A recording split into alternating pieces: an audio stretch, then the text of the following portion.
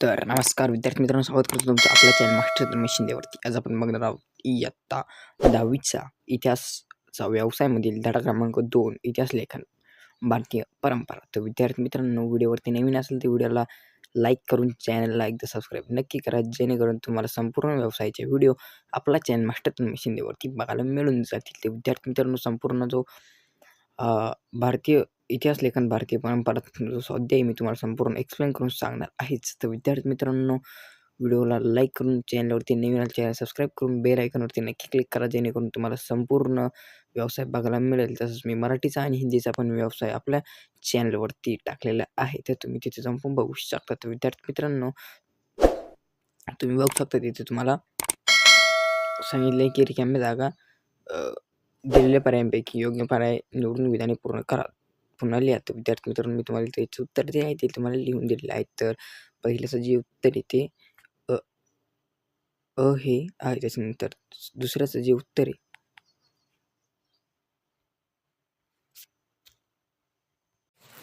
दुसऱ्याचं जे उत्तर आहे ते बी हे आहे, ब हे आहे. त्याच्यानंतर खाली तिसऱ्याचं जे ते अ आहेत आणि सॉरी अ नाही, तिसऱ्याचं क आहे आणि चौथ्याचं जे आहे ते ड आहे. त्याच्यानंतर खाली विद्यार्थी तुम्ही तुमच्या व्यवसायामध्ये लिहून घ्यायचं आहे.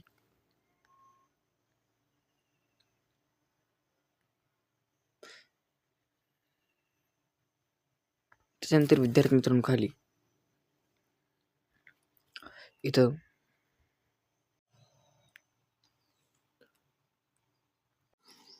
त्याच्यानंतर खाली तुम्ही याचं दुसऱ्यातील एकमधलं जे उत्तर आहे ते क आहे. त्याच्यानंतर खाली दुसऱ्यातलं त्याचं उत्तर ड आहे. त्याच्यानंतर खाली याचं उत्तर ब आहे. त्याच्यानंतर खाली ते चौथ्याचं उत्तर the hits of British India, तर ते आहे क. तर तुम्ही तुमच्या कृतीपत्रिकेमध्ये म्हणजेच व्यवसायामध्ये लिहून घ्यायचं आहे. तर व्हिडिओ आवडला तर व्हिडिओला लाईक नक्कीच करायचं आहे आणि कमेंट पण एकदम छान अशी करायची आहे. त्याच्यानंतर खाली तुम्ही बघू शकता तिथे तुम्हाला काही अजून गाळलेल्या जागा दिल्या आहेत. तर या गाळलेल्या जागेमध्ये पहिल्याचं जे आहे ते ब आहे. त्याच्यानंतर खाली जे दुसरं आहे त्याच्यातलं दुसरंच आहे क. त्याच्यानंतर खाली तिसऱ्याचं तुम्ही बघू शकता, तिसऱ्याचं आहे ब. त्याच्यानंतर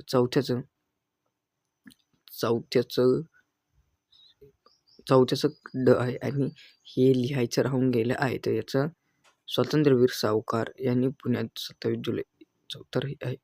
तर तुम्ही तुमच्या हे कृतीपत्रिकेमध्ये लिहून घ्यायचं आहे, म्हणजे व्यवसायामध्ये लिहून घ्यायचं आहे.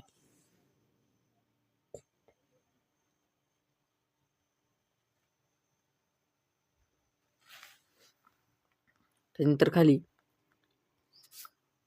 प्रश्न 2 पुढील प्रत्येक गटात चुकीची जोडी ओळखून लिहा. तर याच्यामध्ये चुकीची जोडी ही 3 नंबरची जी आहे ती चुकीची जोडी आहे. त्याच्यानंतर याच्यामधली चुकीची जोडी ती 3 नंबरचीच आहे. त्याच्यानंतर 3 नंबरचं त्याच्यामधली चुकीची जोडी 4 नंबरची आहे. ती तुम्ही तुमच्या कृतीपत्रिकेमध्ये लिहून घ्यायची आहे.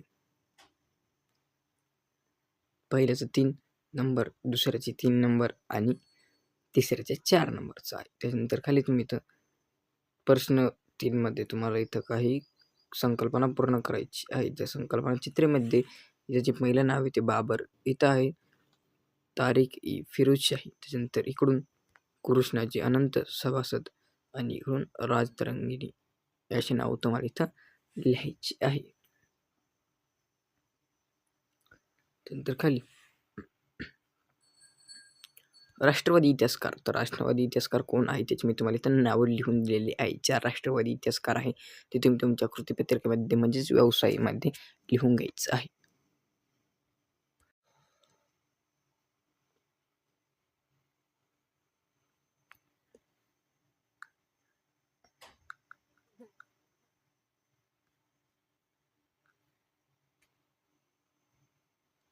त्याच्यानंतर खाली भारताचा इतिहास लिहिणारे ब्रिटिश इतिहासकार, ते इतिहासकार James Mill, James Grant, Colonel Tod, विमास विल्स हंटर हे आहे. त्याच्यानंतर खाली इतिहासकार आणि ग्रंथांची नावे. तर मी तुम्हाला याचं उत्तर लिहून दिलेलं आहे, ते तुम्ही लिहून घ्यायचं आहे.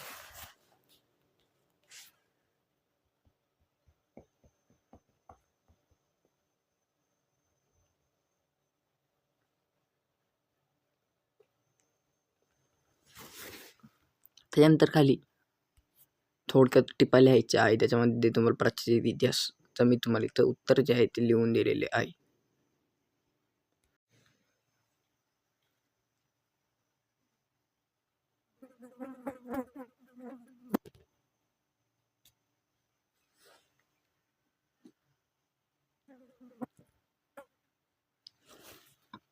त्यानंतर खाली राष्ट्रवादी इतिहास लेखन.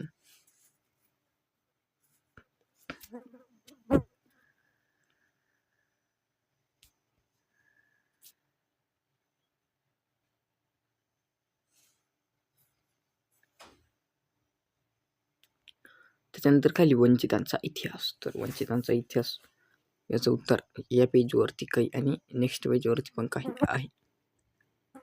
तर तुम्ही तुमच्या कृतीपत्रिकेमध्ये नोट डाऊन करून घ्यायचं आहे.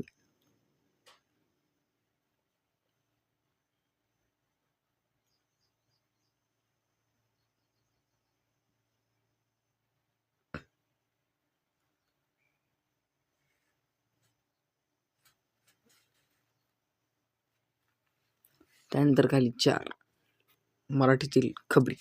तर मराठीतील खबरीचं उत्तर मी तुम्हाला इथं लिहून दिलेलं आहे.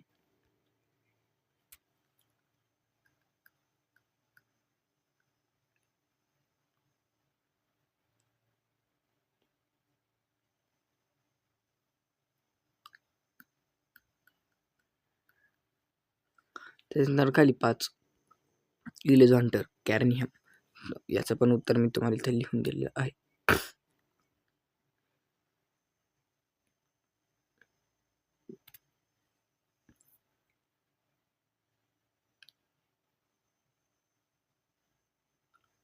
त्याच्यानंतर खाली तुम्हाला इथं जेम्स मिल. तर जेम्स मिलमध्ये पण तुम्हाला इथं लिहून दिलेलं आहे.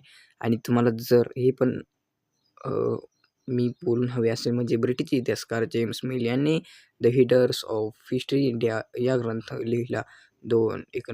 1817 साली त्यांनी 3 खंडात हा ग्रंथ प्रसिद्ध केला. असं जर तुम्हाला हवे असेल तर कमेंट नक्कीच करा, म्हणजे मी नेक्स्ट व्हिडिओमध्ये तुम्हाला संपूर्ण जो आपला स्वाध्याय आहे तो एक्सप्लेन मी तुम्हाला करून देईल.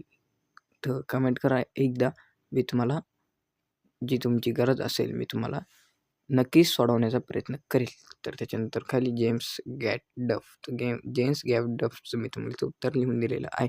आणि जर तुम्हाला एक्सप्लेन करून हवं असेल तर या व्हिडिओला कमेंट करा. पुढच्या व्हिडिओमध्ये संपूर्ण मी तुम्हाला एक्सप्लेन करून देईल. आणि व्हिडिओ छोटी बनवू का मोठी बनवू, तुम्हाला म्हणजे तुम्हाला लिहायला टाईम किती पाहिजे तसं पण तुम्ही मला सांगा. त्या अनुषंगाने मी तुम्हाला व्हिडिओ बनवून अपलोड करीत जाईल. तर त्याच्यानंतर खाली तुम्ही भारतीय स्त्रीवादी इतिहासकार. तर भारतीय स्त्रीवादी इतिहासकारमध्ये मी तुम्हाला काही 3 पॉईंटमध्ये उत्तर दिलेलं आहे. तर तिथे मी तुमच्या कृतीपत्रिकेमध्ये आपला जो व्यवसाय त्याच्यामध्ये लिहून घ्यायचे आहे.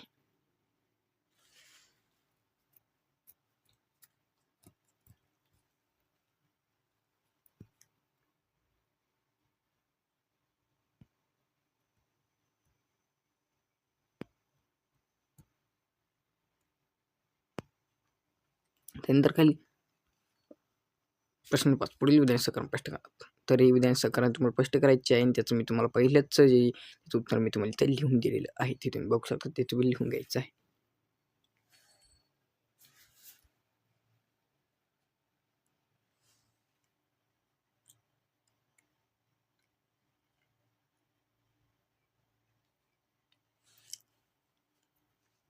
त्याच्यानंतर काही 2 मध्ये तुम्हाला सांगितले खबर आहे ऐतिहासिक साहित्याचा महत्त्वाचा प्रकार आहे. तर याच्यात ह्या पेजवरती काही आणि नेक्स्ट पेजवरती पण काही उत्तर आहे. तर तुम्ही दोन्ही पण उत्तर जे आहेत ते लिहून घ्यायची आहे. तर याचं उत्तर मी तुम्हाला 2 मुद्द्यांमध्ये लिहून दिलेलं आहे. जर तुम्हाला मुद्दा टाकायचा नसेल तर फक्त मी तिथं 1 लिहिला आहे तो लिहून नका, आणि जिथं 2 लिहिला आहे तो 2 लिहून नका.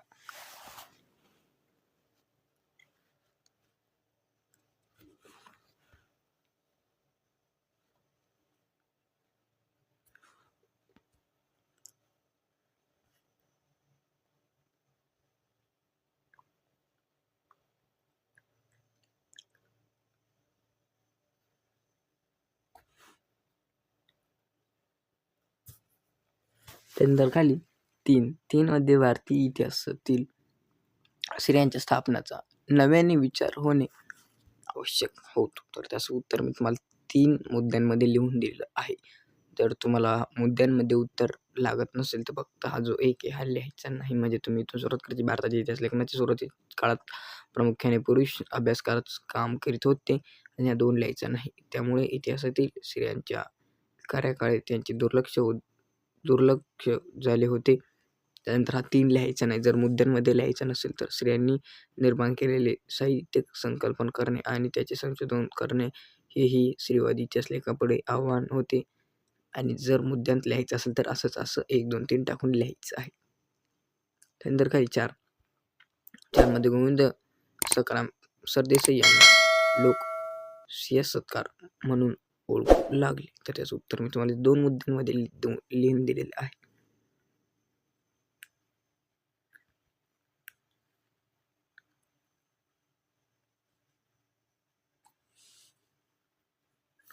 त्यानंतर खाली संकल्पना पूर्ण करायची आहे. त्या संकल्पनामध्ये पहिलं आहे इतिहास वर्णनात सकर्पणा पद उतरणे देणे.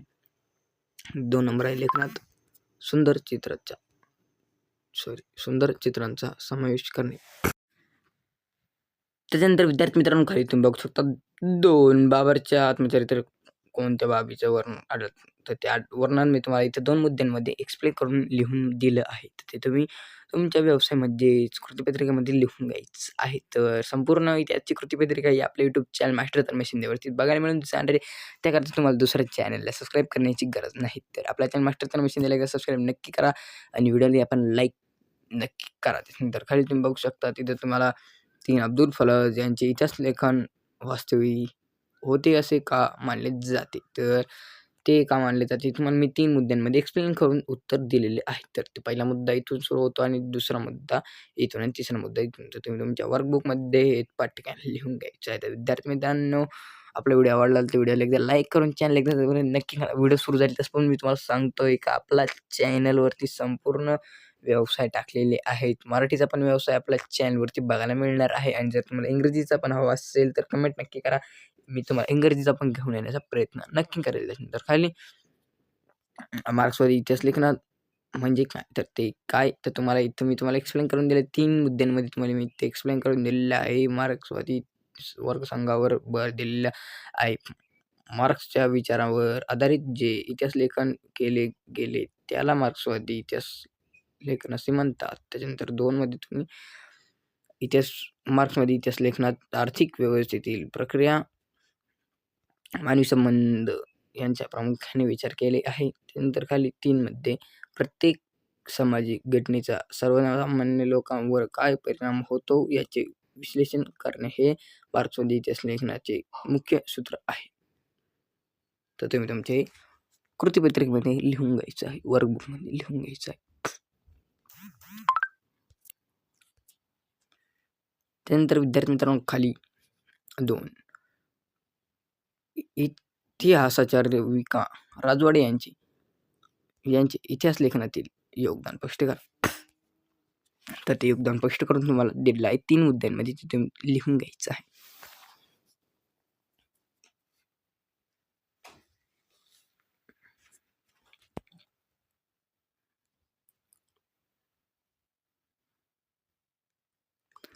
त्याच्यानंतर विद्यार्थी मित्रांनो खाली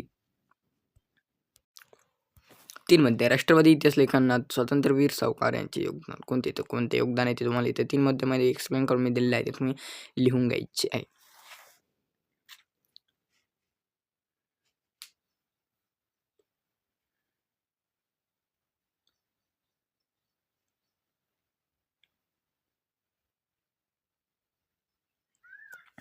त्यानंतर विद्यार्थी मित्रांनो खाली तुम्ही 4 मध्ये तुम्हाला हा सर्वात मोठा प्रश्न विचारला गेलेला आहे. त्याकरता त्याची तुम्हाला एक्सप्लेन करून मी घेऊन आलो आहे. 4 मुद्द्यांमध्ये याचे उत्तर. पहिला मुद्दा इथून सुरू होतो, दुसरा मुद्दा खालून आणि तिसरा चौथा खाली आहे. तर ही उत्तर तुमच्या वर्कबुकमध्ये लिहून घ्यायचं. इतिहासची वर्कबुक आहे ती आपली संपूर्ण या यूट्यूब चॅनलवरती तुम्हाला बघायला मिळणार आहे. त्याकरता दुसऱ्या चॅनल सबस्क्राईब करण्याची गरज नाही. आपल्या चॅनल मास्टर तन्मय शिंदेला एकदा सबस्क्राईब नक्की करून बेल आयकॉनवरती क्लिक करा आणि व्हिडिओला लाईक करा आणि कमेंट पण छान अशी एक कमेंट करून टाका जेणेकरून मला पण व्हिडिओ बनवायला प्रोत्साहित मिळेल. मला पण तुमची साथ मिळेल. तर विद्यार्थी मित्रांनो, चांगले व्ह्यूज द्या, चांगले लाईक करा, कमेंट करा.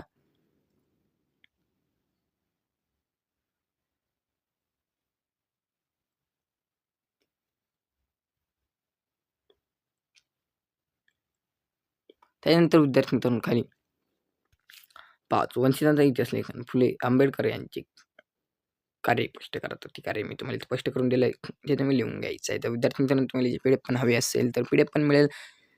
PDF हवी असेल तर आपला Instagram ID आहे YT-तन्मय02 याच्यावरती तुम्ही माझ्याशी कॉन्टॅक्ट करा. मी तुम्हाला तिथून माझा कॉन्टॅक्ट नंबर दिला आणि तुम्हाला ही PDF पण मी देण्याचा प्रयत्न करेल. तर विद्यार्थी मित्रांनो, PDF पण मिळू शकते. तुम्हाला जर संपूर्ण वर्कबुकच्या पण PDF मी तुम्हाला प्रोव्हाईड करून देईल. त्याकरता तुम्हाला YouTube चॅनलवरती येण्याची काही गरज नाही. म्हणजे तुम्ही PDFच्या मार्फत तुम्ही तुमचा जो वर्कबुक आहे ती कंप्लीट करू शकतात. जेणेकरून तुम्हाला टाईम पण वाचेल आणि व्हिडिओ बघण्याचा वेळ पण वाचेल. तर विद्यार्थी मित्रांनो, त्यानंतर खाली तुम्हाला एक शेवटी एक चित्र दिलं आहे आणि त्या चित्रावरून तुम्हाला काही प्रश्न विचारला आहे. तर तो प्रश्न आहे की दिलेल्या ताम्रपटावरील लिपीने व त्यातून जाणारा अर्थ या माहिती लिहा. तर त्याची माहिती इथे तुम्हाला मी 3 मुद्द्यांमध्ये एक्सप्लेन करून दिलेली आहे. ती तुम्ही लिहून घ्यायची आहे. तर पहिला मुद्दा आहे की चित्र दिलेले ताम्रपट उत्तर प्रदेशातील गोरखपूर जिल्ह्यातील सोहंगकोडा येथे सापडले आहे. त्यानंतर काही दुसरा मुद्दा आहे की 2 हा ताम्रपट मौर्यकालीन असून त्यावर ब्राह्मी लिपी कोरली गेलेली आहे. त्यानंतर काही तिसरा मुद्दा तो तुम्ही लिहून घ्यायचा आहे. तर व्हिडिओ आवडेल तर व्हिडिओ लाईक करून चॅनल सबस्क्राईब नक्की करा, जेणेकरून तुम्हाला संपूर्ण वर्कबुक बघायला मिळेल.